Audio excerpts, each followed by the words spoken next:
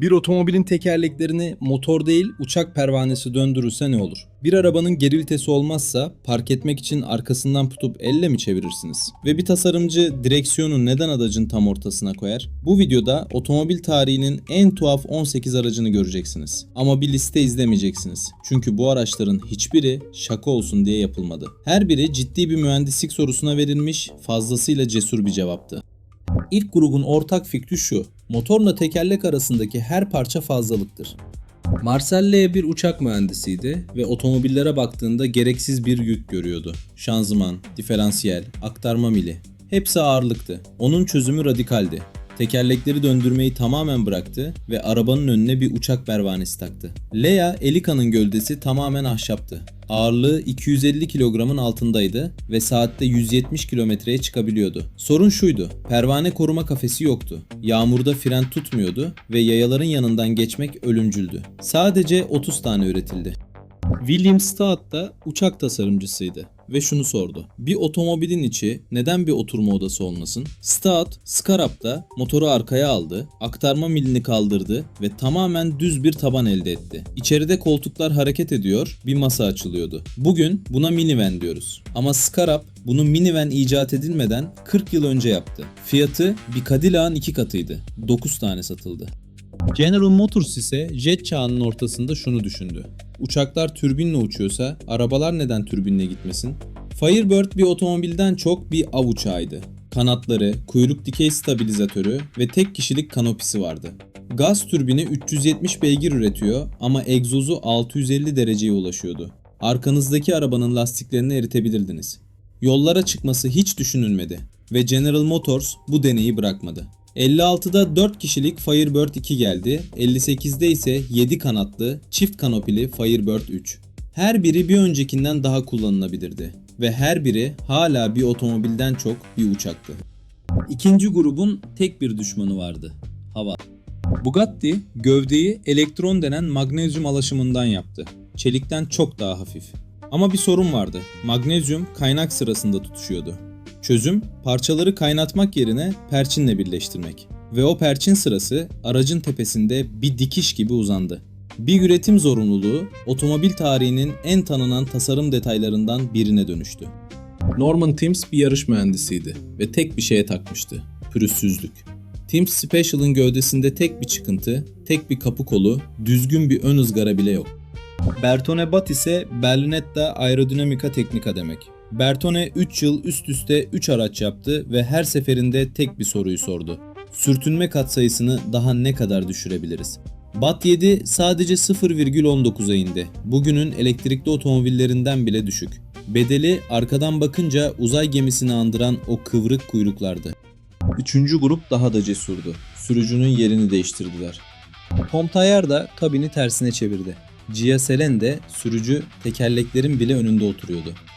Citroen Carene yukarıdan bakınca bir piramit görürsünüz. İçeride 3 koltuk var ve direksiyon tam ortada. Formula 1'den 30 yıl önce, McLaren F1'den 11 yıl önce. Citroen bunu bir tasarım gösterisi olarak yaptı ama fikir öldürücü derecede mantıklıydı ve yıllar sonra dünyanın en pahalı süper otomobilinde geri döndü. ERP50'nin uzunluğu 134 cm, ağırlığı 59 kilogram, tek kapı, 3 tekerlek ve tek koltuk. Dünyanın en küçük seri üretim otomobili olarak Guinness rekorunu hala elinde tutuyor. En tuhaf tarafı geri vitesi yok. Park ettiğiniz yerden çıkmak için iniyor, arkasındaki tutamaktan tutup arabayı elle çeviriyorsunuz. Şimdiye kadarki araçlar ya konseptti ya da bir avuç üretildi. Bu bölümdekiler gerçekten satıldı. 3 tekerlekli, fiberglass gövdeli Reliant Robin İngiltere'de bir vergi boşluğu sayesinde var oldu. 450 kilogramın altındaki 3 tekerlekliler motosiklet sayılıyordu. Daha ucuz vergi, daha ucuz ehliyet. Devrilme efsanesi ise abartılıydı ama tamamen yanlış da değildi. AMC Pacer'ın en tuhaf yanı gövdesinin genişliği değil, kapılarıdır. Sağ kapı sol kapıdan yaklaşık 10 cm daha uzun. Sebep şu: yolcunun arka koltuğa geçmesi kolaylaşsın. Bir otomobili asimetrik yapacak kadar ciddiye alınmış bir ergonomi kararı. Fiat Multipla'nın ön camının altındaki o ikinci kademeli cam çıkıntısı bir hata değil, bir çözümdü. Fiat 3 kişilik ön koltuk sırası istiyordu ve sürücünün görüş açısını kaybetmeden bunu ancak böyle yapabiliyordu. Multipla tasarım ödülleri kazandı ve aynı anda tarihin en çirkin arabası listelerine girdi.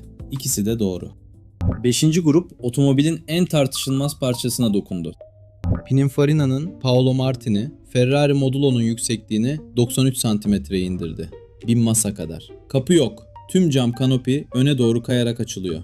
Tekerlekler gövdenin içine gömülü. Modulo yıllarca çalışmayan bir maket olarak kaldı. 2018'de nihayet çalıştırıldı ve ilk kez kendi gücüyle hareket etti.